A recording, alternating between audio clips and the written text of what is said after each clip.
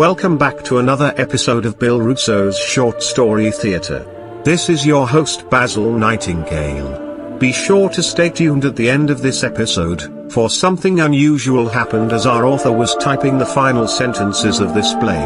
More about that later, when I return. Let's go now to New England. There are 6 states in the northeast corner of the US mainland. We are going to the most northern of all, the state of Maine, and we are venturing into the most northern part of the most northern state, Aroostook County. If you've ever been there and stopped at the town of Bell's Neck, you've seen it. I'm talking about the biggest tree you have ever seen. It is by far the biggest tree on the Bell's Neck town common. A stately elm tree that's more than 200 years old. In summer its leafy branches provide shade for the dozens of people who relax peacefully in the rows of wooden benches painted green, circling around it. For as long as most people can remember, the tree has been called the Jilted Arbor of Bell's Neck. It got that name because of the word carved into it more than a half-century ago. The word is jilted. The letters, about 8 feet above the ground, are still as clear as the day they were carved. And the passage of time only makes them bigger, as the tree continues to grow. According to the dictionary, the word jilted means rejected by a lover, as in spurned, or cast off. But if you dig deeper into the meaning, you will find that jilted traces back to the Old English word gillet, which means a flirtatious girl. During the 17th century, the name Jill itself came into everyday use as a noun, meaning a woman who capriciously throws a lover aside. So in this word jilted, carved so brilliantly in the huge elm tree, there is a story. And in that story there is a Jill, who certainly does qualify as a gillet, whose wanton and selfish acts placed a curse upon her. A pox which continues to grow with the years, in the same manner as those 6 letters, carved on the elm tree, in the center of Bell's Neck. Jilted. Jilted.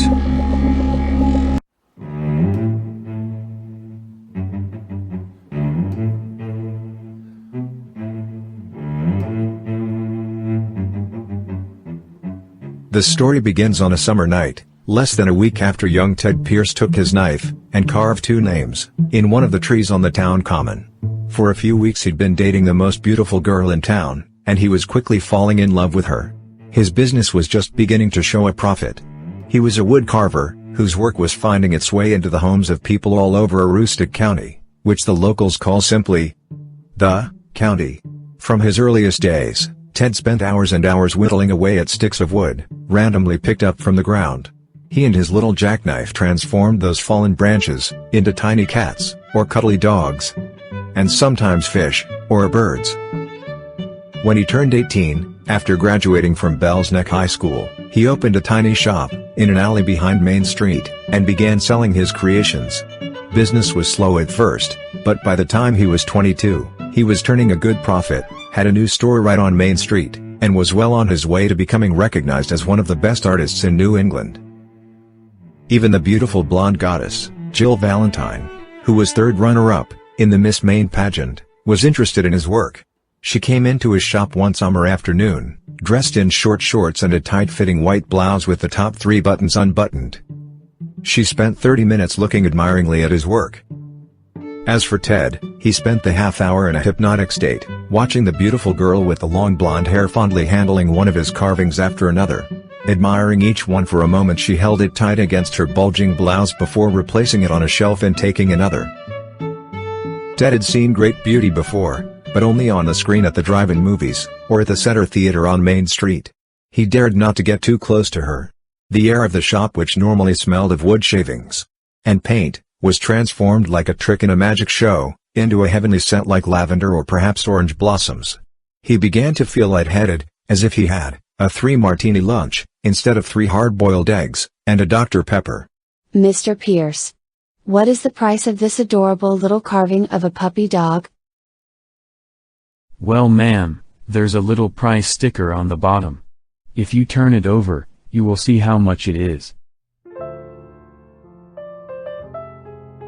No, Ted, I mean how much for me. This little doggy is very special to me. Don't you have a special price just for me? I will really appreciate it, if you do. What do you say, Ted? For me, what is the price of the little puppy dog? I remember now, for beautiful women with long blonde hair, who come into the shop today, the price of the puppy dog is free, if you agree to have dinner with me, at the Red Coach Grill tonight. The beautiful Jill Valentine smiled at the young woodcarver. Her lips were slightly parted. He watched her tongue sliding up and down her teeth. As white, and straight as piano keys. Breathlessly, he waited for her to answer. A carving of a little puppy dog. And a dinner with the town's best artist, and at the village's most elegant restaurant. How could any girl refuse such a generous offer? She answered him and tried very hard to appear modest, pure and demure, an effort that totally bowled over the unassuming young woodcarver. That was the start of it. A free carving, dinner at the Red Coach Grill. And a rush 30 minutes, at Lover's Leap by the Mill River. Over the next several months, more dinners followed, free carvings flowed from the shop into the hands of Miss Jill Valentine like so many glasses of wine. And there were more sessions at Lover's Leap, but those rarely lasted for more than a few minutes, before Miss Valentine requested to be driven home. The result of all this was that young Ted was ready to buy a ring and propose to the lovely yellow-haired girl, who lived at the edge of the village, where Main Street turns into Route 1. For her part, however, the beautiful Miss Jill Valentine was engaged in a juggling act, that would have been the hit of the vaudeville circuit, of the first years of the 1900s. She was successfully keeping half a dozen of the town's most eligible bachelors in the air, all at one time, and not one of them knew about the others. I can't say for sure, but some folks have reported that she also had a few of the town's married men in her act. From her various gentleman friends, she regularly received enough expensive gifts to open a store in downtown Bangor, if she wished to.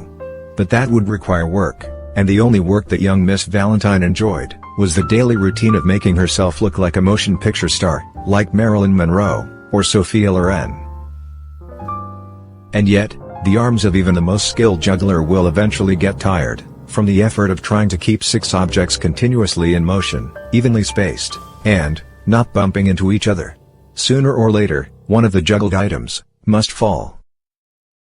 And so it was, on a night at the end of summer, that Ted Pierce took Miss Jill Valentine to the Red Coach Grill, where she had the R.C. Grill's famous sirloin steak special. And that was after ordering a Manhattan, a fresh fruit cup with sherbet, cherry stone clams, and Red Coach clam chowder, just for starters. And later, an old-fashioned, for dessert, along with shrimp cocktail, and a martini to go, which she slipped into her purse. Alas, poor Ted. On this night, the usual 30 rushed minutes at Lover's Leap was not to be. As he was driving Miss Jill Valentine home, while she was sipping her martini to go, that she retrieved from her purse, she turned her head to him, and spoke. I have to go right home tonight, Ted. My mother is not feeling well and I said I would be home early to take care of her. Always a gentleman, he was disappointed but nevertheless agreed to drive her home right away. When they were a mile away from her house she told him to stop the car. Ted, I'm going to have to get off here. My mother's been worried about me lately. She doesn't want me to go out with men anymore. It's because of my father. He left her, many years ago. He abandoned us, and my mother now thinks that men will do the same thing to me. So I have to go home alone. I'll walk the rest of the way, it's only a mile. Miss Jill Valentine said this in a voice that made her sound like a martyr of the highest rank, a regular Joan of Arc she was. Miss Jill stepped out of the car before he could say a word and began walking swiftly towards the end of Main Street where it becomes Route 1, but she tripped and fell down.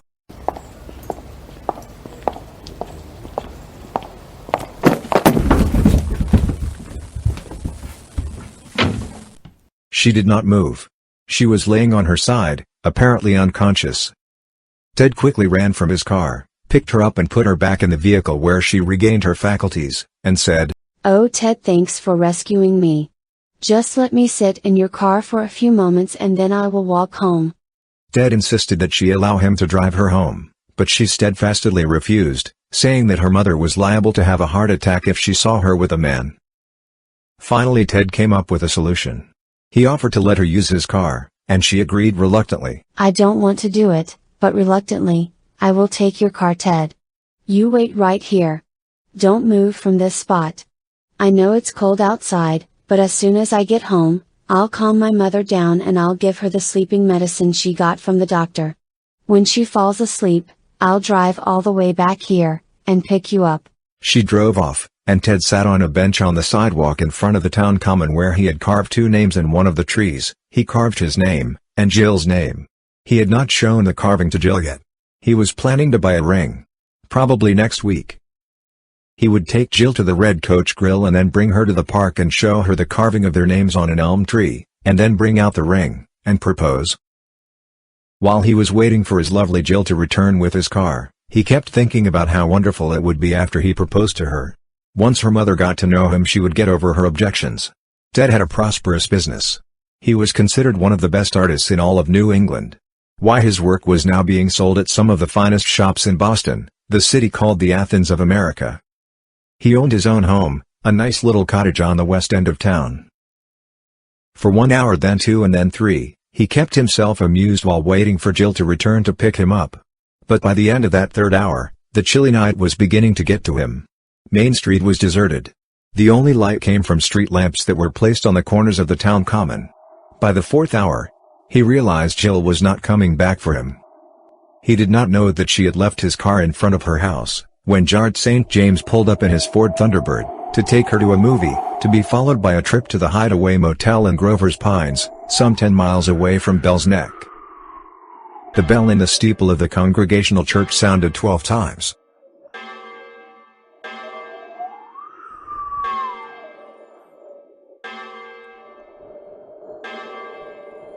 The gongs reverberated across the empty street, bouncing off buildings and spilling over to the trees in the common.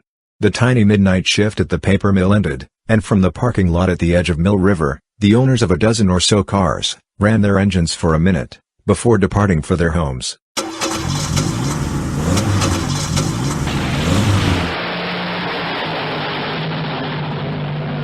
Most of the cars went towards the west end of town, but one car, a vehicle driven by Miss Eunice Flanders, went eastward towards the end of Main Street where it becomes Route 1. The night was full dark, with no starlight or moonlight to separate the sky from the ground. Eunice, or Uni, as she was nicknamed, drove slowly because her weak headlights struggled to keep the road in view. They were, however, bright enough to show something moving on the sidewalk in front of the town common. It was a man, and he appeared to be suffering from the cold. Shivering and clapping his hands rapidly on his arms, he was pacing back and forth on the sidewalk. Uni knew that it was cold, probably almost freezing. She slowed down and recognized the man as the wood carver, Ted Pierce. She did not know him, except by sight and reputation. Every girl at the mill knew about him. He was considered to be one of the town's most eligible bachelors. Uni pulled to the side of the road and rolled down her window. Hello there. It's pretty cold tonight. May I give you a lift? Thanks for stopping. I'm Ted Pierce. I know who you are, Mr. Pierce. You're the best artist in Bell's Neck. Everyone says you're probably going to be moving to Boston soon.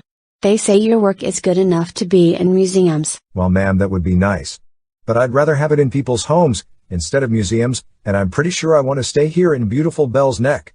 That's good news for our town. I work over at the mill. I just got off work on the 3 to midnight shift. I'm Eunice Flanders, but please call me Uni, everybody does. I don't like the name Eunice, because it sounds very old-fashioned, and I can assure you I am not. They talked together for several minutes and Ted felt very much at ease with the cute young lady with the dark curly hair, and a warm smile. When she asked him where he wanted to go, instead, he told her what had happened with Jill. She stood me up, Uni, he said. She jilted me. Took my car and left me in the freezing cold for 4 long hours. I'm done with her, Uni. I promise you that. Uni drove Ted to pick up his car and then, on her invitation, he followed her back to her house where she was going to prepare a midnight meal for them both. After eating scrambled egg and pepper sandwiches, with French fries and coffee, they sat down on Uni's living room couch. The radio was playing soft music from groups like Air Supply, the Bee Gees, and ABBA. Suddenly there was a news bulletin. The announcer reported that a Belzec man was dead, and his woman companion seriously injured in the single car crash of a vehicle on Route 1, just outside of Grover's Pines. Identification of the man was being withheld pending notification of the next of kin. The woman was expected to survive but suffered severe facial injuries. Both Uni and Ted knew that the victims were Jared St. James and Jill Valentine. By the next day the whole town knew that Jared was dead, and that the once beautiful Jill Valentine's face had been destroyed in the fiery crash. Jared lost control of his car at a curve and it slammed into a utility pole. He died immediately. Jill Valentine's injuries were compounded by broken glass. Not from the windshield of the car, which did not break, but from a red Coach Grill martini glass that she was drinking from when the car hit the pole. A month later, Miss Jill Valentine was released from the rehabilitation unit of the hospital. There was nothing that could be done to improve her looks. She would spend the rest of her life with a face scarred beyond recognition. What had been a vision of men's dreams was now a literal nightmare, with horrible, dark splotches, where burning bits of her clothing melted into her skin. Wide, jagged scars ran from her chin to her forehead, carved out by the broken martini glass, tearing out huge chunks of her cheeks, her chin, and her forehead. Her nose had burned away completely, leaving a patch of some kind of covering that looked like old leather on top of the stumpy bone fragments below her eyes. Miss Jill Valentine retreated into her mother's house and never left it for the rest of her life, only once in a while venturing out after dark for a walk in her yard. Though she went unseen, her damaged looks and her ruined reputation as a wanton woman made her an object of scorn by young and old. They called her the Wicked Witch of Belzec.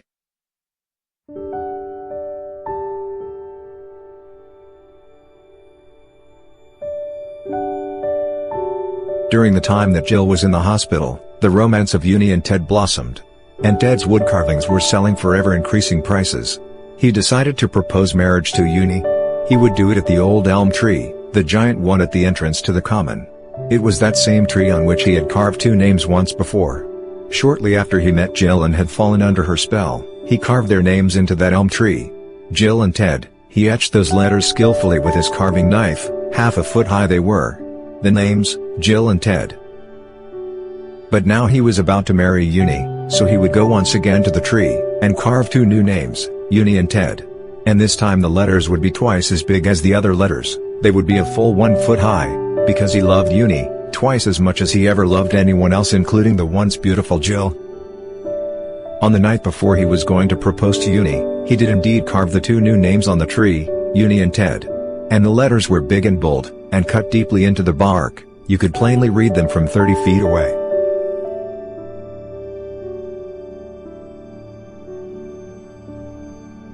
The very next afternoon Ted and Uni walked to the common. Hidden inside Ted's pocket was the ring that would unite Uni and Ted for all time. Only one thing was wrong. Somehow he had forgotten to remove the first two names from the tree, Jill and Ted. He decided that if they approached from the opposite side of the tree, Uni would not see the Jill and Ted names, and all would be well. They walked up to the tree and Uni was overjoyed when she saw their names on the tree, Uni and Ted. She still did not know about the Jill and Ted names on the other side of the tree. Suddenly there was a loud tapping coming from that far side of the tree. "Let's go see what it is," Uni said, but Ted didn't want her to look because she'd see the other two names. For a few minutes Ted resisted, but the tapping noise persisted and got even louder. Finally Uni broke away from Ted and ran around to the front of the tree and saw a huge, yellowhammer woodpecker banging away at the tree, up about 8 feet from the ground. The bird was fully 2 feet long from beak to tail and had claws as big as a man's hand. The frightening-looking bird took one last great chop at the tree and then flew off, revealing 6 letters where before there had been 7. The carving on the tree had said Jill and Ted, but the massive yellowhammer woodpecker chipped away the second L, of Jill, so instead of Jill and Ted, what remained was a new word. Jilted. Jilted. From that day forward the great elm at the entrance to the Belzec Common has drawn thousands of visitors who marvel at the beautifully crafted words on the tree. On one side in letters a half a foot high is the word, Jilted. And the other side in letters twice as big is the word, Uni. United. People take inspiration from these words, jilted and united. Even if they may be a little bit creepy and cryptic. Strangers who see the word jilted have no idea that it once said Jill and Ted, before the second letter L, of Jill, was hacked away mysteriously by a yellowhammer woodpecker. And on the other side of the tree people see 6 letters that spell the names Uni and Ted. But tourists do not know of Uni and Ted, so they think that the 6 letters U-N-I-T-E-D spell united, which in fact, they do indeed spell united. That's our story for today. It is a little bit of wordplay, and it is a tale of karma catching up with a Jill, who jilted a guy named Ted, who finally ended up with a beautiful Uni, and Uni and Ted became U-N-I-T-E-D. United. And so closes our story for today, The Jilted Arbor of Bell's Neck, written especially for short story theatre by our producer, Bill Russo. But don't go away just yet, there is more to the story and it is stranger by far than the tale itself. Our author Bill Russo wrote this story at his summer place on Cape Cod, just as the green leaves on the trees of Harwich in the middle of the Cape, were putting on their autumn uniforms of gold, red, and brown. Dozens of squirrels covered the ground in the backyard search of food to stash away for winter, birds gathered on lines of telephone poles, ready to dash away towards Florida. Bill was sitting in his writing room, typing the final sentences of today's story into his most trusted laptop, a 5-year-old HP 15, with the HP logo, in black circle, on a shiny silver lid. He neared completion of the last part of the narrative, which tells of a large woodpecker chipping away at one of the letters carved in the elm tree on the common. Before he could finish the part about the woodpecker tapping on the tree and removing the second letter L from the name Jill, he heard a tapping on the window just to his left. Ignoring it at first, he kept tapping away at his keyboard, but the tapping at the window grew louder and more insistent. Now you might think it was a friendly neighbor trying to get his attention, but that window is on the 3rd floor, some 30 feet from the ground. As the rhythmic tapping became louder and more frantic, Bill finally looked towards the window and was shocked to see an enormous yellowhammer woodpecker, tapping away on the window. Walking back and forth on the glass of the window pane, with its large clawed feet it pecked away even as Bill walked to within an arm's length of the window. The bird was easily 1 foot long from beak to tail with a wingspan of 2 feet or more. Its black eyes darted back and forth, watched Bill, while it continued its insistent tapping. Bill tapped back. The bird paused for a moment, and then answered with more tapping of his own. Bill tapped back again. And so it went for more than a minute. The bird showed no fear. Bill thought it wanted to come inside. He thought for a moment about opening the window. But there was something frightening about the hard look in the big creature's eyes, then there was the razor-sharp beak that looked like it could slice through a 2x4. So instead of letting the bird in, Bill went for his Nikon Coolpix B500 camera, and took 6 or 7 pictures. After Bill took the photos, the bird stopped tapping and flew away. It did not return. Our author finished the story, and then went to his blog and wrote an account of the entire affair, including the pictures of the bird tapping away at the window. You can Google Bill Russo, blogger, to get a link to his blog, Adventures in Type and Space. So why did the bird fly to Bill's window and start tapping on it, just as Bill was writing the end of a story with a bird tapping away at a tree? We asked Bill about it and this is what he said. Well, Basil, and everybody listening on the podcast, I can't explain it. I cannot explain it, other than to say it was coincidence. Never in my 77 years of living have I seen or heard of a bird tapping on a person's window and showing absolutely no fear when confronted by the person. But I'm kind of used to seeing strange things now, and this bird was nothing compared to what I saw in 1990. That story has been told around the world ever since being featured in the Bridgewater Triangle film, which is now playing on Amazon Prime. While walking my dog in the early morning hours near Halloween in the year 1990, I saw the strange creature that looked like a pint-sized version of Bigfoot. It spoke to me. Kia, Kia, Kia, Ewancho, Ewancho, Kia. I guess by now you've probably heard about that. I've told that story on my blog, on television in Destination America, in the Bridgewater Triangle documentary film, and dozens of other shows and places. It was unforgettable. And I don't know why I saw that little pukwudgie. And I don't know why that bird was tapping on my window. Life is an adventure. I don't question it. I'm just living it. And I hope to do so for at least 10 more years, so stay tuned.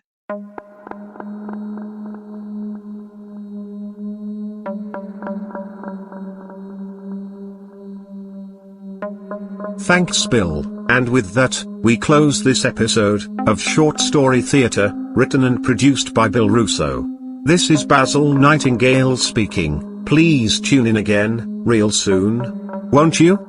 Hello guys, please stay on the line a moment longer. This is Felicity Winterbourne speaking. You have been listening to Bill Russo's Short Story Theatre. We need your help. We have to increase the size of our audience in order to get listed higher in the podcast directories. If we can move up in the listings, we can get more listeners and get ranked nationally. You can also help by sharing our episodes and by liking us on Facebook and all through social media. Short Story Theatre is an experimental project of audio plays, unlike anything else being produced today. Most of the plays are the original writings of Bill Russo, along with selected classics. Please take the time to like us and share us. Thanks to you from all of us in the little theatre in the alley just off Main Street. Come back soon. Please do.